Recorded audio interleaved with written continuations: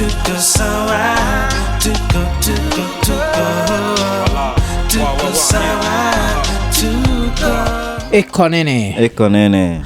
Yeah, na hii ni special tumeamua kufanya at least tukumbuke nayo entertainment in the year 2022, si ndio? Yeah. 2023 imefika na tunawish kila mtu a prosperous and a happy 2023. True. Make sure you get your shit straight if your shit was not straight in this year, unajua. But if your shit was crooked because of some health shit, get your shit checked. Yeah. So make your shit to be the shit. Sindio jo. So wacha tubongejua a few things lazima happen this year. As in the year 2022. And one of the things that stand out ni kikam to concerts. Ni concert ya Nyashinski, Shin City, Eldoret. I think that was like one of the most surprising things niliona in the year 2022. Yeah. Because I didn't think that a place like LD can have people coming out in their thousands to watch a rapper. Najua. Yeah. Like, because of course Nyashinsky is more than a rapper, but the rap, his backbone is hip hop. So to see that was amazing to see. Yeah. Yeah. True vile unasema. Because after Nairobi you go to Kisumu. Yeah. And then I around think this after festive Nairobi, time, Mombasa, Coast, yes. Kisumu. Kisumu. Yes. Na Meru pia imekuwa do some stuff. See, there's a Nigerian who performed there. Yeah. Oh, which one? Ruga. Is it Ruga? Okay, I Yeah. don't know. Aliperformia whatever yuko. Yeah. So LD I've never associated it with like that party scene. Yeah, so kulikuwa na hiyo but still when we talk about concerts, of course another concert that stood out was Nikita Kering at the BBC. That was also some shit. Yeah, that was some shit. Yeah, because that's something that I think most of us didn't expect to happen. Like we know her, but hatuko nafikiria like she's known uko nje. So mpaka na feel kama ni opportunity yangu ya kunini, because I think was it last year she won I think the Afrima East African Award for best female artist. And personally I was like, hey, she's big, but the biggest miniki count in terms of the biggest nilikuwa nasema the biggest had to be either Nandi or Zuchu. Those two, whatever on another they ruined the airwaves, like ruined in a they raptured the airwaves. Yes.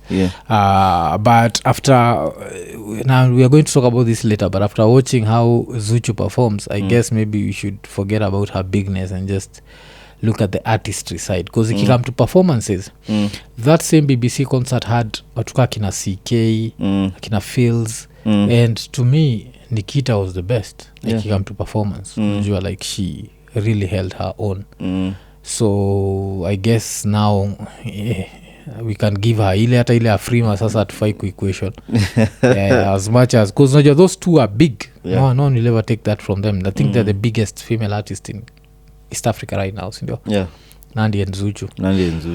Although 2022 they've not been as active. I think Nandi was giving birth, and Zuchu was just on some bullshit, like just hanging out with her boss, and like I don't know if she's fucking her boss, but nothing about fucking your boss ends well. If she's fucking the dude, I don't know if wanafaa kama it's just they're dropping nuggets. They're dropping nuggets because it's the chicks. When they first come out now and throw hints. You come wako place flani. It doesn't start with the what they're going to do. Inaanza anaweza drop kapicha ka ameshikana mkono. Then sijui nini whatever they are wearing. Unaweza tell kama wana try ku sponsor kitu. Na unaweza tell kama if you just bring in their nini. Cause unajua mimi vile naiangalia PDA zao ni too much. Vile naiangalia ni I'm always fascinated na vile mademo wameji rank. Especially kikam to like the pussy power. Like every girl always believes my pussy is going to change this dude. Najua. So we had this dick has enjoyed akina Hamisa Mobeto. Sindio? Alafu Tanasha Donna. Now this dick is going to be stopped by Zuchu. Really? Najua. Like she's cute and she's all that, but a dick always wants as much variety as possible. Najua. So and that Diamond dick, najua, like it's like the biggest artist in East Africa. Najua, like one of the biggest artists in Africa. This dude gets pussy thrown at him all over the world. All over. He's not trying to settle. Najua, like if you are we mwenyewe ungekuwa Diamond, would you settle? I wouldn't. Yeah. Okay, I wouldn't because not now. Not now. You settle unajua pale 40 pale umefika, your directions are not the same anymore. Yeah, ile unajua umesafisha Wasafi. Yeah. Na there's nothing else. Like you know, if it's like Kofi now. Yeah. Kofi can afford to settle. Yeah. Because yako na hiyo nini zile concerts. Kuna zile concerts lazima afanye. Yeah. Yeah. So hiyo ni money sasa. Your music is now working for you. Yeah. But right now I think Diamond still has a lot to offer. Yeah. Na sasa yeye kujidanganya ati anaweza settle. Yeah, cause hata mimi nikumbusha certain joke niliona ya Bunny Mac. I don't know if you ever saw that joke. There's a joke that Bunny Mac did when he just turned 42.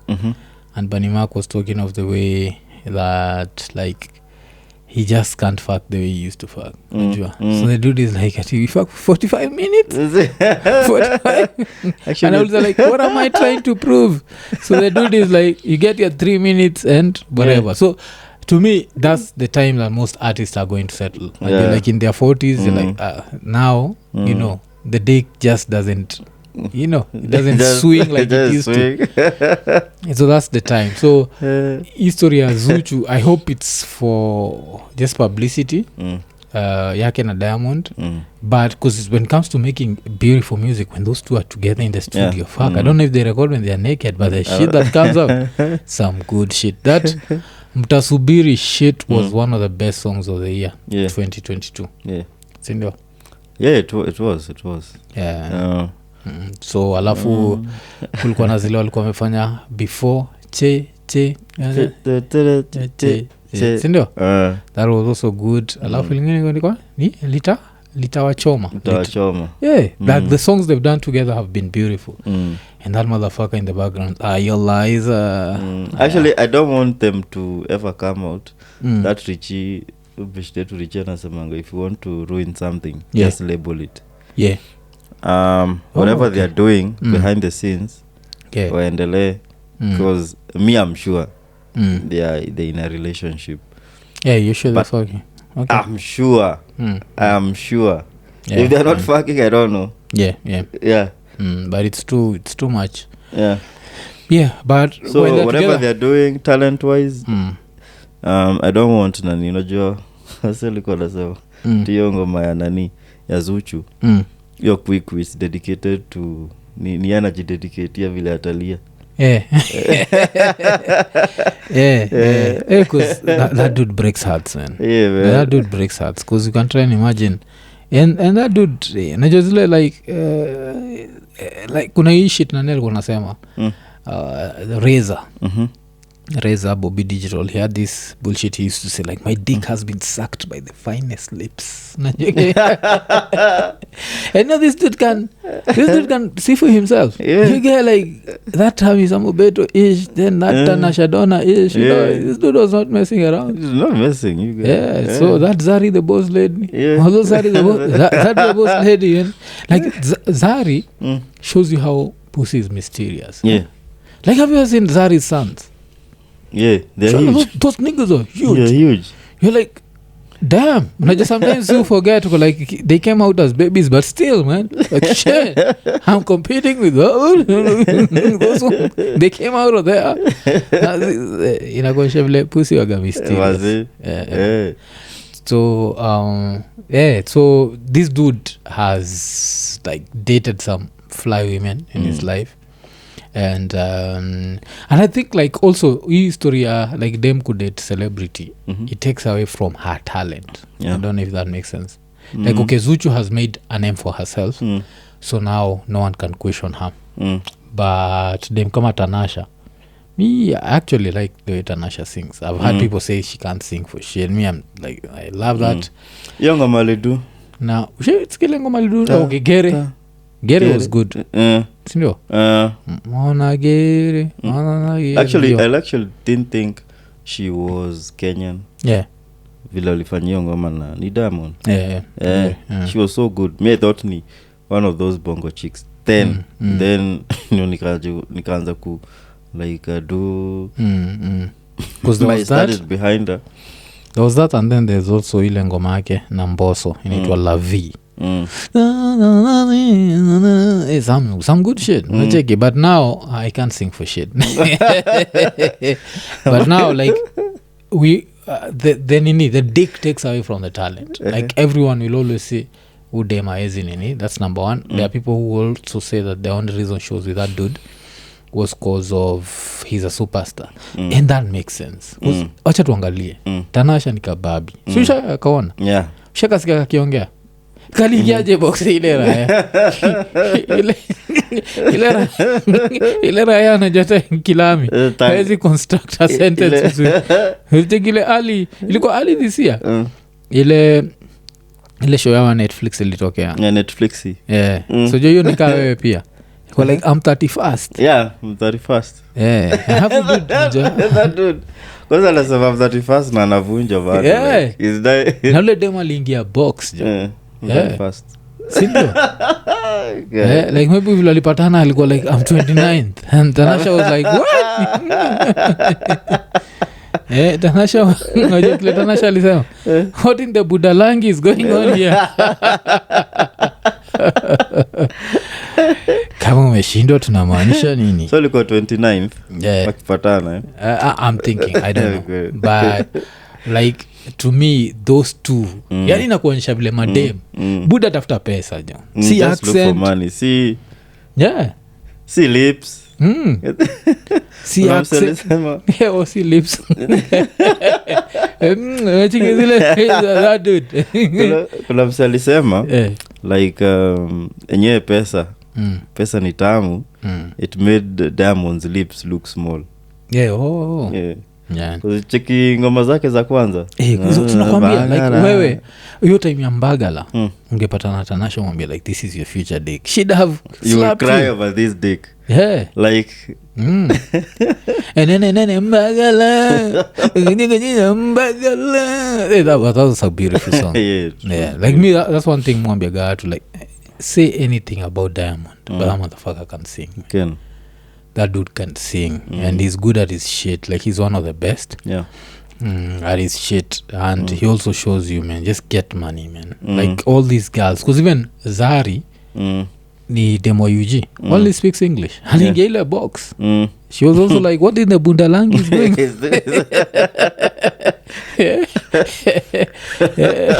just get some money and this you'll make panties discover what Bundalangi is all about. I think umekana Zuchu because Zuchu can actually understand it. Those two funny enough when you come to think of it those two okay Zuchu even Hamisa Mobeto sino hao wote wako kwa hiyo hiyo like kizungu ingine ile like so we Diamond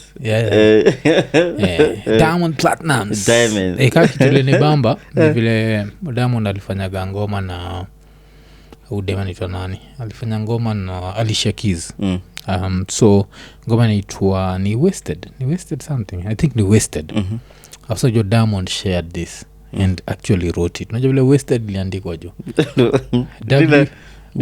West ya Z ilikuwa West alafu ED jo alafu nifakwa wasted yani like you dudes even like majuzi Diamond fucked up because alikuwa na advertise kuna concert wako nayo on the 31st na Zuchu plus whatever do you know how much a ticket is going for like a table of 8 a table of 8 is going for around 7.5 million ya TZ that comes to size unajua dollar imekam the Kenyan shilling has become weak so that's around 400,000 Kenyan shillings. What? Yeah, that's around 400,000 Kenyan shillings. That's like 50 G's. Yeah, 50 G's per person. and that table and it sold out. But now because they're always on that bullshit, they'd already, of course they'd made a mistake kwa poster. I don't know why I didn't take a screenshot. Yeah, instead of acheki vile mtu andikaga so instead of 7.5 million ilikuwa 7,500 sindio? Alafu koma alafu 002 so inajua inakani kama 7,500.00 sasa ni koma 00 kumbe zimesahau a whole zero zinachoma and still those are numbers and still mko mnaona gere tafuta pesa buda. It's all about money cause hata ngoma fulani yenye I felt cheated all my life ni nani ingoma ya Alikiba ile do not that cause that whole part inakuanga ni ngoso do not do like that na wewe isikiaje I'm too smart dada serious me like what the hell hold up I was like hold up I'm too serious me like what the hell tura mimi niko nasema tura it's hold up hey you guys shit, man au choma ikikam nini but so we'll come back to TZ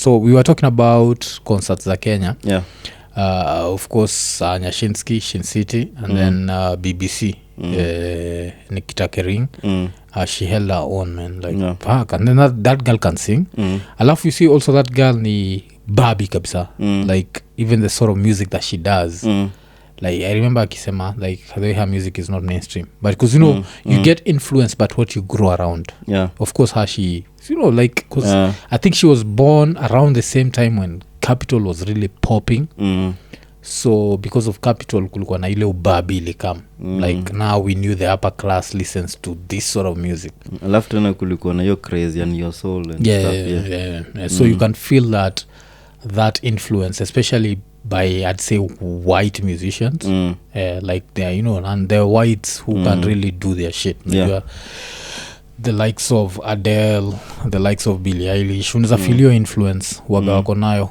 kwake but she really held her own come to nini so I'd say like when it comes to concerts there was that of course there's other shit that happened like Oktoberfest dudes went there lost their phones they lost their connection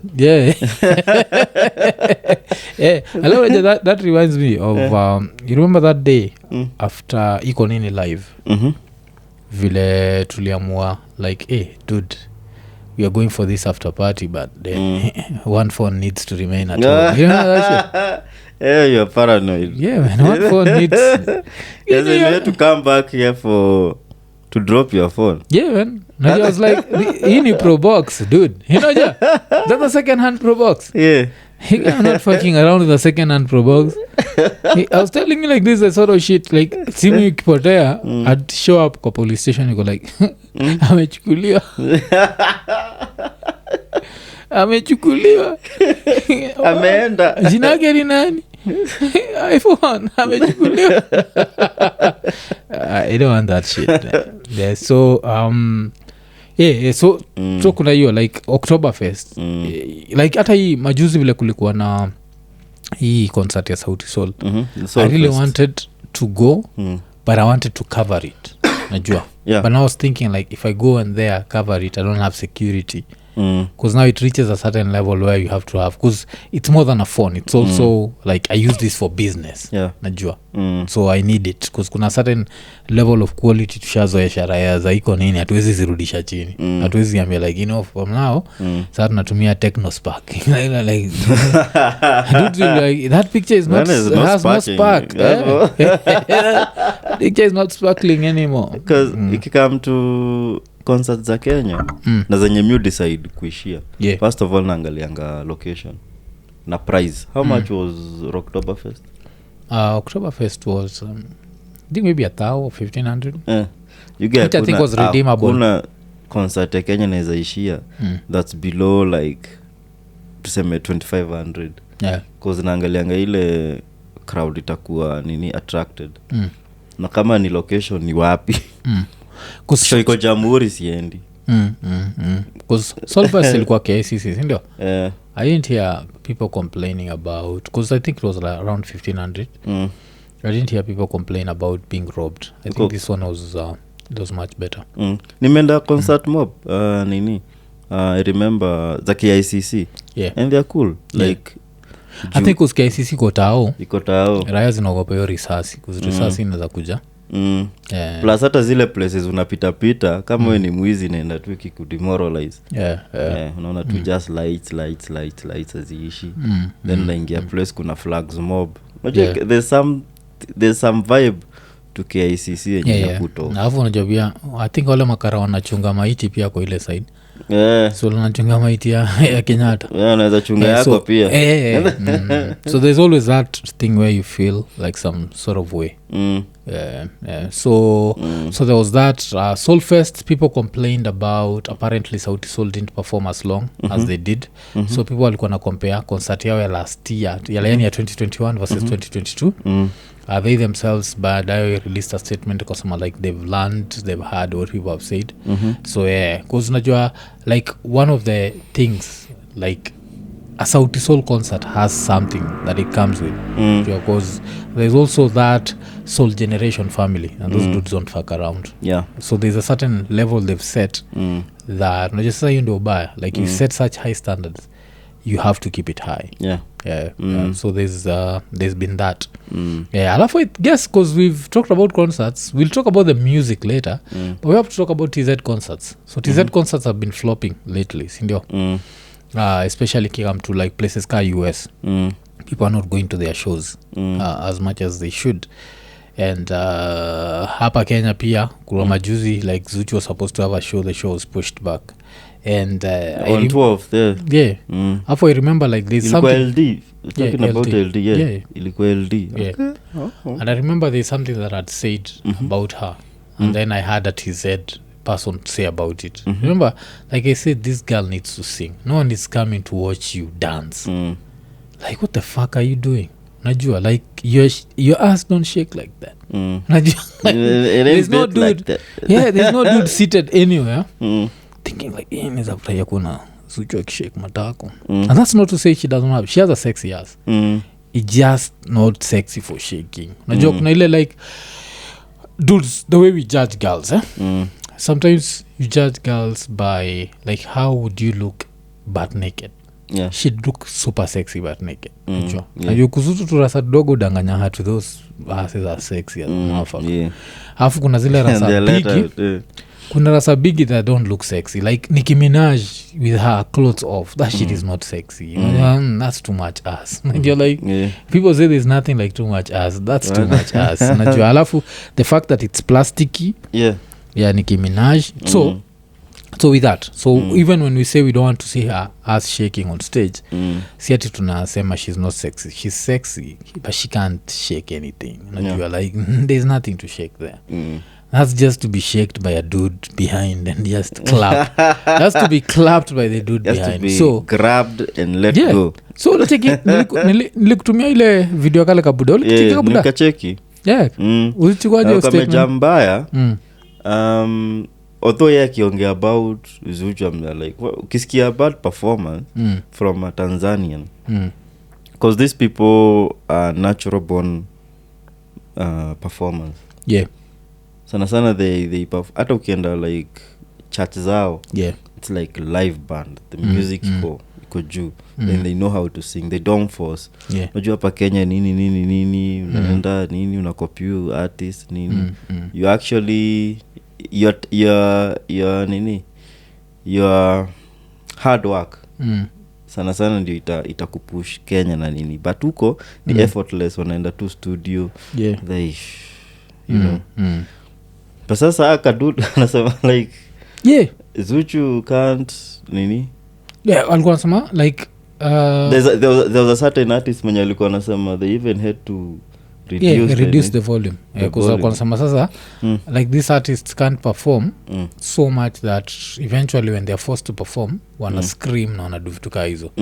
But I think what stood out for me was when the dude is talking about Zuchu, because when he's talking about Zuchu, he says specifically when we go to a Zuchu concert, we are not coming to watch Zuchu dance. We are coming because of her voice. And that woman can sing. Like, to me, one of my favorite fucking songs, I think, by that woman, I think it's Wana. She had a song called Wana. Some very sad shit. Like, you know, I love like sad music. I take it. So Pain writes the best music. Pain. I love, of course, her shit, man, with Diamond. Mtasubiri. Like, what the fuck? This girl can sing. As in, there's nothing. And I even love the shit she did with her mother. What the fuck was that song called? But yes. So she can sing. But no one is coming to watch you dance. She already has like one of the biggest dancers in East Africa. Kale kademu itwa Angela Nyigu. The girl can dance. So why are you dancing? Sing, bitch. What the fuck? Yeah. And I say this bitch respectful. Like, sing. Fuck you. I don't want to see you dance. That's number one. Don't shake your ass for me. It's too small to be shaken like that. Yeah. Like, that's unajua vile nani Chris Rock alikuwa anasema kuna community tits na kuna family tits. But him was saying like there's a certain age. What's the difference? Community tits ni like young girls, like 25 kwenda chini. Yeah. Girls most probably who've not even given birth, because they're parky and they're what, so that's community. Afu kwasema kuna certain level, like alikuwa Janet Jackson, because Janet Jackson tit was seen like after 40. So that's a family tit. It's just supposed to be seen within the family, never outside. So it's the same thing now, like Zuchu. Zuchu has a family ass. That's for her and her husband and her dude. And then there is and for her couch community ass. Oh, fuck you, man. Yes. And then there's community ass. Ushaonaga ile unaenda kitu kama TikTok, you're not a pervert, you find a girl twerking and you're like, you see, now that's community ass. Najua, like where that girl twerks and you're like, I want to look at that. Taking. Yes. But that does not mean that family ass is bad, because it comes back, of course, all these things are about taste. But now for a dude like me, if you ask me who do I want to see naked, is it Zuchu or, I'm sorry to say it, someone like Vera Sidika? I'll go the Zuchu, the Zuchu route. I know. You'll be somewhere in Bongoland. Who looks fucking sexy in clothes? Vera versus Zuchu in clothes. Vera 10, Zuchu nil. Them but naked, Zuchu 10. You see, so kuna hizo like dynamics. So now Vera's us in clothes, community us. You know, you twerk it for everyone. Like, we'll want to see how it works. But now Zuchu, yes, for the couch, as you say, you know, like, so you can't win everything. You can't win anything. So what the fuck were we talking about? We're talking about that TZ. This is a producer. Yeah, we were talking about, so the mzee was saying like we're not here to watch you fucking dance. Hata huyo Zuchu ninayemzungumzia naweza kumwambia wazi, hujaitwa pale kucheza, watu wamekupenda sauti yako, tupe voko, kucheza kuwe kudogo sana. Sasa unaishiwa na pumzi sometimes, kule vyombo vyenyewe maengineer hakuna, vinaingiliana vitu viwili in one. Umenielewa vizuri? Cheza kidogo. Tunaingia, mimi naangalia video nyingi za wasanii wa bongo, wana concentrate kwenye mavazi, kwenye kuruka sana kuliko kuimba. Fuck it, dancing. I don't like it. Sometimes I like when even when I'm watching their videos, I prefer Nani Akidance. What's her name? And her right now I'd even say she has a community ass. Nandi. Can Nandi ushawochile loyalty? Loyalty. There's a point where she does this. She puts her hand in the air, then starts going down. You're like, they are questioning how loyal are you to Bill Nas. You know that motherfucker called Bill Nas? Some rapper. They are questioning. Alafu unajua, it's so interesting. Those sometimes watching the TZ relationships from outside. Na notice like, nisataka kujua mababi wa TZ uongeaje. Usha notice ile Kenya, mababi wa Kenya inakoga like, I can't speak Swa. So is there some TZ dude saying I can't speak Swa? It's kidogo confusing. Whatever. It will be interesting to see. but hizo za nini si Diamond Diamond aje you're slang yake. Okay, maybe he's saying that first is a whole revolution. I'm 31st. So kuna hizo zile za so ikikam to concerts I think the reason why they've been struggling is because of that shit. They lip sync and it's horrible. Like fuck you man. Like Kenya motherfuckers don't fuck around. And if anyone thinks we fuck around they just need to go watch even nani Nyashinski in TZ. Damn. Jumesema hapo he killed it. Yeah, in TZ. It was the best. Yes. Yeah, even Annie talked about it. Sindo, that comes in. Yeah. Because what the fuck? I was like, I love the Tanzanians were singing along because they couldn't believe this dude is not lip syncing. Because you know, like for me, concerts are Diamond. Diamond is just paid to be a hype man of his own shit. He just jumps on stage, runs from one corner to the other. And I say this as someone who enjoys his music. As this dude, like we have to separate the studio from live performances. Studio wise, these Tanzanian motherfuckers are mostly unfuckwittable. That's something we have to admit. As in Kenya, we are good at our shit. These motherfuckers are great at their shit. We have to give them their credit, give them their flowers and everything. When it comes to performances, the only TZ person nishaigonaga akiperform like he come to these young dudes and I was like I'd want to go to his concert. Ni Mbosso. Because Mbosso has that thing of he always wants to perform with a band. Otherwise all these other motherfuckers, it's always hype man shit. So but nilisikia Harmonize vile alikam Kenya he actually performed.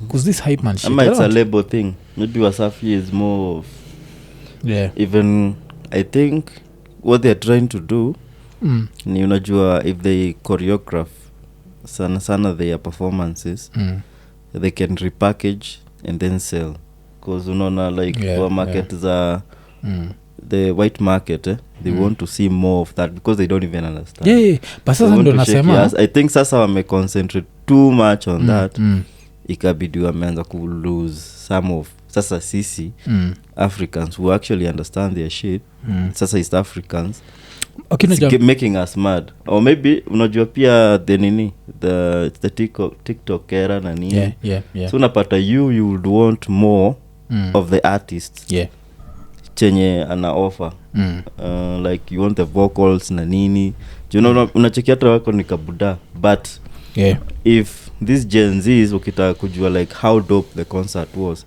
they want to see vile dancing ilikuwa they are not sana like nini talent oriented like what this artist can do hatai kujua tu hatai ku hawezi separate like the studio artist na the live artist and it's I think sad. That's it because sisi tunaweza ona wengine haoni it's sad because we try to imagine wacha tuache Zuchu try to imagine you went to a Saida Karoli concert and she lip synced you get bang I'd bang my head against the wall because that woman can sing that voice that pain that like I need that that's the reason I'm coming to the concert like Musamaga like one of the best concerts I've ever gone to was straight after the post-election violence Morgan Heritage walikam Kenya and they were performing ngoma iko ni more will have to come or something you know that song they talk about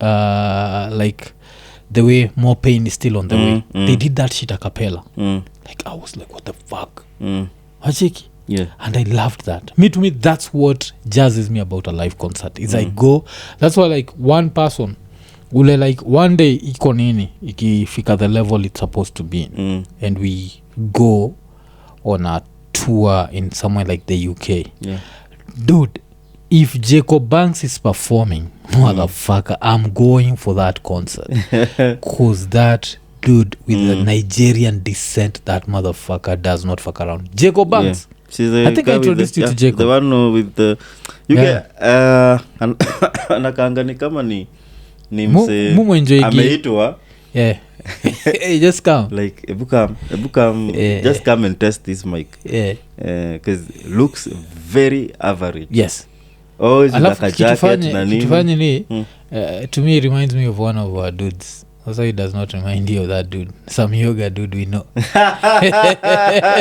Yeah. So it reminds me of Richie. He's I don't know always that dude why. I around think the it's because corner. of the heart or The something. heart. But the way he sings, like, damn. Kuzata nini, like one of the kuna cover alifanya here, say something, I'm giving up on you.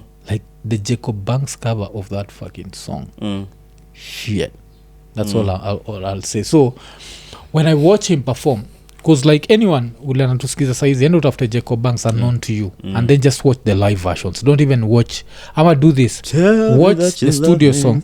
Yes. Watch the studio version, and then watch the live version. They're all different. These are live versions, and they're all dope. Yeah. Like he just does crazy shit. And then to me that's the skill level, and that's what I appreciate about even Nikita. I'm sure at some point she'll reach that level. I'm sure. But if you told me Zuchu would reach that level, I'll be like, no. If you told me even Diamond with his Diamond status would reach that level, I'll be like, no. You see, so that lip syncing shit has to stop. Okay. Otherwise they'll keep struggling. I was surprised actually. Yeah. So they have that ile wananini. So hey, kikam to TZ jo, lip syncing, stop that shit. Hey, mi lakini siko Just baya. lick the lips. Mi siko baya vile watu semaga like fuck you money. If I had fuck you money and I invited someone like Diamond and I will lip sync, tunakosana. Higa imba, mi nakulipa kwa nini? Badilisha hii nyumba ikuwe studio, imba bwana. If you have to bring Ayoliza here for this shit to sound good, let's do that. So that was concerts, but now let's talk about music. The year 2022. And if you come to Kenyan anthems, I think there'd be a very big debate between Geri Nengi and Kuna Kuna. Like, what was the biggest song of 2022? Which song would you give as the biggest song 2022? I'll give it to Subaru ya Mambaru. Yeah. Kwa sasa hiyo, that was a very raw track. Ni zile ngoma zenye Kenya wanasema hiyo ni makelele. But iliweza kupenetrate. It took time. You nasema like, because it was released in 2021. It was 8 months old. And that is when wasi wakaanza ku like nini you know, to learn about the song. But I think the timing was just perfect. Sometimes that delay, unajua kuna zile vitu, it was accidental hata vile ili hit. But the fact that wasi wali own and they tried to listen to this new type of genre. As in this and to raw, flow with it was rugged. It's raw shit. It was raw. It's the surprise package ya this year. Na hata saa hii bado, you know, hata wase hata ili penetrate kwa mababi. Mababi because juu ya Capital FM. When Capital FM presenters did that ki nini Subaru ya Mambaru imekam. As in these dudes made the ghetto cool. Najua. And that has been something that a lot of artists, a lot of generations have struggled with. Najua. So we'd have to give it to that. But still, najua. So number one, the biggest song ya 2022 Kenya, the anthem was Geri Nengi, sindio? Subaru ya. Because even like I remember tukibonga na what's her name, Winnie Odinga Oniko Nini, she brought it up. Funnily enough, even what's his name, Sakaja, I think was the governor debate, brought that shit up. Had nani Polycarp losing his shit. He lost his street cred. Like na mkokoteni yake. Ebi alikuwa anataka mkokoteni ya Mambaru imekama. Na ijaja. So kulikuwa na hiyo. Alafu of course now this last end of the year, shit man, Kuna has been everywhere. And Kuna is such an interesting song because Musamaga, like every time you listen to it, you think this is the artist that did the best. Then unaisikiza tena uko like maybe it's not. Because I think the intro, like whoever arranged that song did it perfectly. Very well. Because vile Brandy Maina wanzishanga hiyo ngoma. Kujani kuza. Leo nikufest. That's on shit. So I love this dude is furthermore. yeah, like that shit. Siezi because now I used to be nilikuwa na chill for your party ya nani ya Brandy. Yeah. First Yeah. And then now tukiongea na wewe about it. You remember me ni Savara. Wewe ni Savara. Yeah. Because I think that Savara shit is for mabudaka sisi. Yeah. Kuna majuzi vile nani Kisiangani was here. Was busy joking about how I have like some white hairs coming out. So and you see like ukiwatch your video ya nani you see like his dreads unapia ka white hair flani hapo. So I think that's why niggas are turning to Snoop. Yeah. So there was that like so that song has been the shit. So now it's me ile part nangojanga sana saa hii. The one that is growing ni hiyo dude ya Furthermore. Yeah. That nini I'm trying to understand his rhyme pattern and nini. Yes, has some nice ring into it. Yeah. And then the video itself, have you ever seen like there's this dude kwa video who enjoyed being in the video? Kuna dude you know hey dude like yeah man, so that was such a dope so that was a really dope nini. But other songs that really jazzed me this year, kuna ngoma that we'll also talk about the album later, a little bit later, but ngoma ya Calligraph, Ateri Dala, na Inda. So it's about a girl, Ateri Dala ni nakupeleka ocha, sindio? But Dala this ni song, ocha. Dala means ocha. Yeah, Dala ni ocha. Sumu Dala. Okay. Yes. I'm a home. Dala ni home. Avi Dala naenda home. So like in Nairobi dudes don't believe Nairobi is not our home. Yeah. So always isikia nije kiwa Nairobi hata mpatane. Saizi kwambia like mkiwa kwa club kwambia avi Dala. Ikiwa Nairobi itakwambia avi ot nienda kwa nyumba. So Nairobi ni ot nyumba ot. So avi ot. Lakini kama ni ocha avi Dala. Ni kama usapre ni kama mushie. Yeah. So nyinyi mnakuwa nayo difference ya like kuna ile word kona that weight. Yeah. Like mushie. Mushie is more of home. Yeah. Ukisikia mushie the parents are there.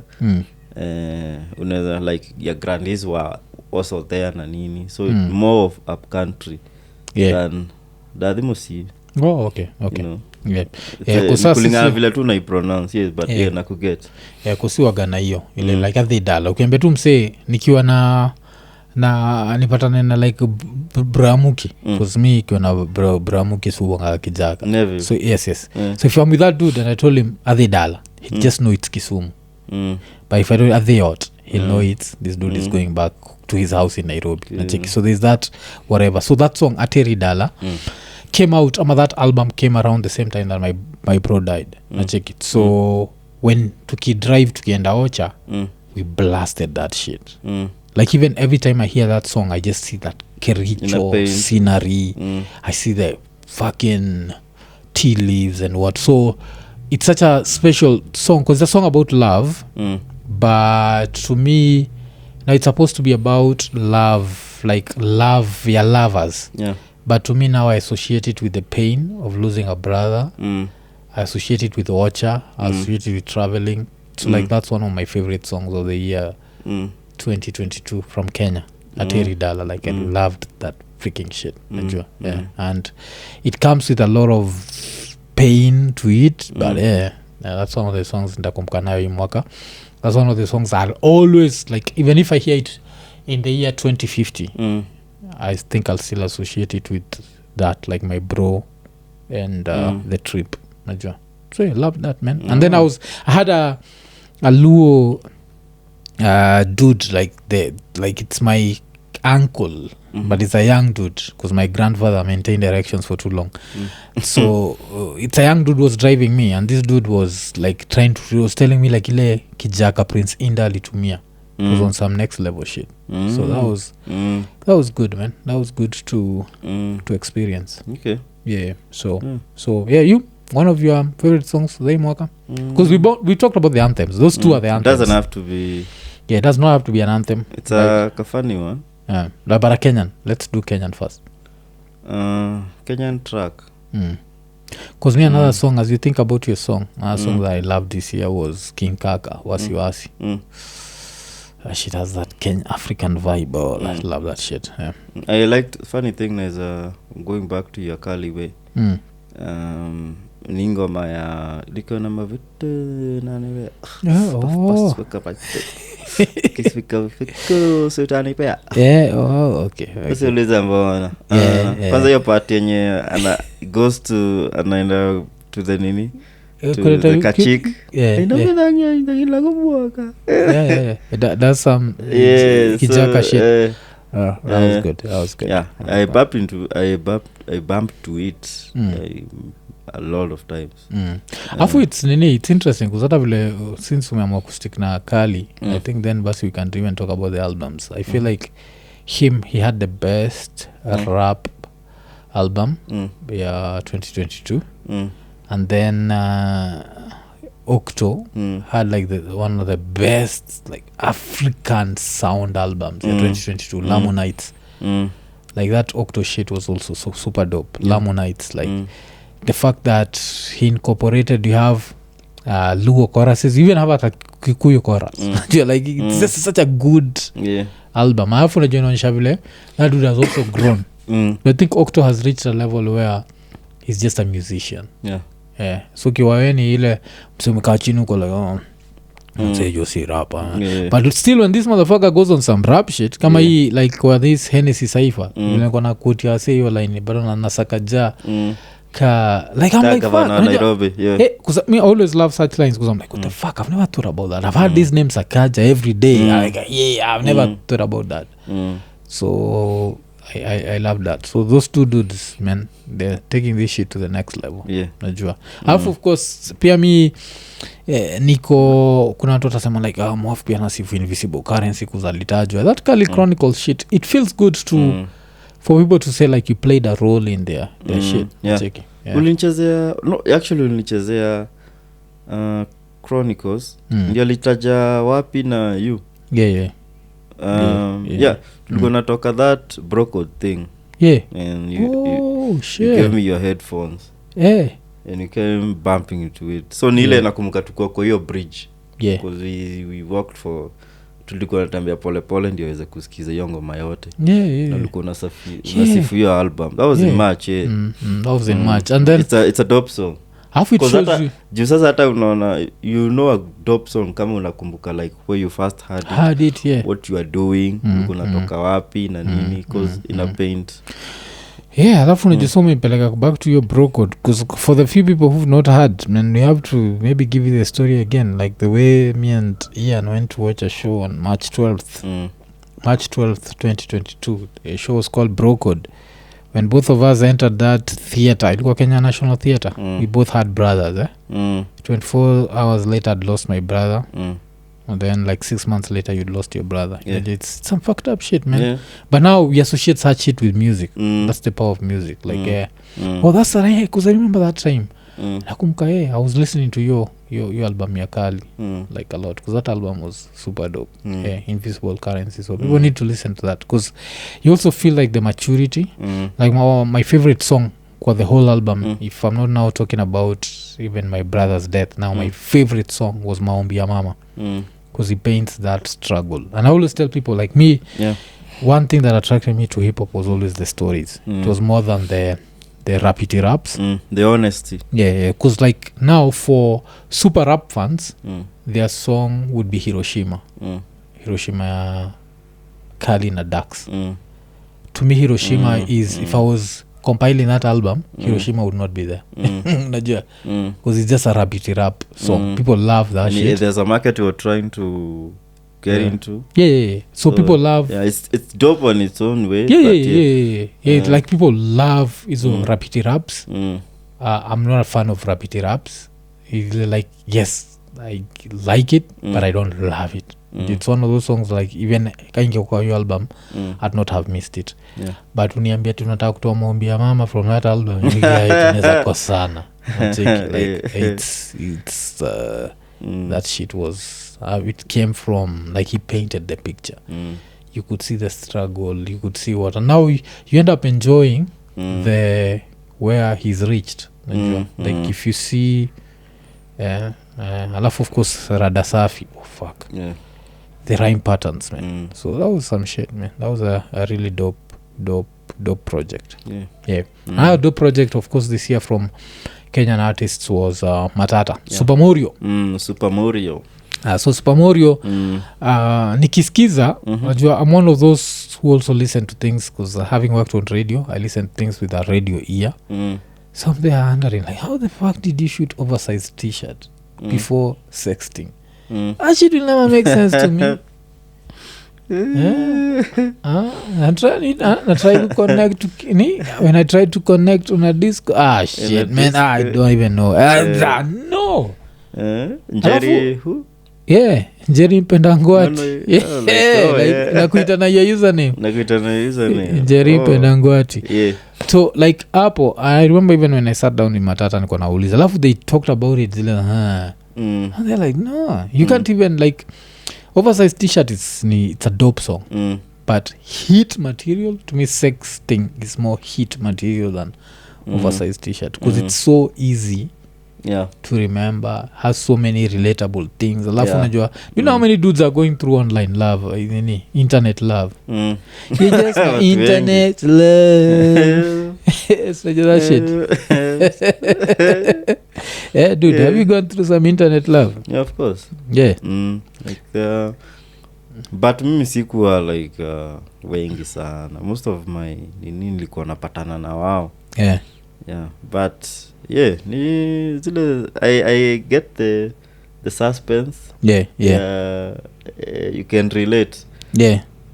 You una date na msiana real names. And no one is real by the way. And then you're trying to make this person atoke kwa from that, you know, vile ameji package, then coming to a fit into your life. Akusikize, akupe chance. There's that thrill. You trying to connect when I disconnect. Shit like there's nothing like I try to imagine now this new age love where you are in different time zones. You try to call them, they're offline, so they get your missed call. When they're calling you back, you're offline. That internet love. Like, and I feel like Matata Sauti Sol, they painted that picture. Like that's such a beautiful song. I don't know, like I remember Nikibonga now, they not even put its video like one of the things they want to do. Priority. I'm there like this video does not even so go around. So the funny thing is they're around, but but the funny thing is this is a video they can even still shoot in Norway. And even without they themselves and without Sauti Sol. That's how powerful the song is. They can just have actors doing the shit. So they are best over there. They can even try that internet connection with their loved ones when you're in Norway. It would be very dope trying to shoot it in Kenya with unstable internet. Man, you're trying to bring connect. out the Matata. So that Super Mario album was also like a very dope project from this year.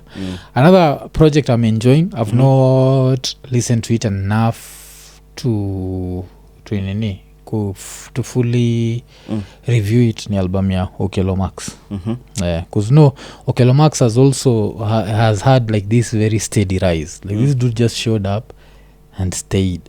Have you noticed? Like he just stayed. He's been there. And done some dope collabos. And so that's another album imetokea majuzi, so I've not really digested it. So but I think I'll give people like a better review later, but so far like what I've had, I like it. I check. Pia nini album ya Wakardinali imetokea late in the year. So I'm still that hardcore shit takes time to digest. So you're ndani ya Cockpit 3, I'm also digesting it. But still kanikumbusha there's one song we lost our minds the first time we heard it. Buddha. Buddha.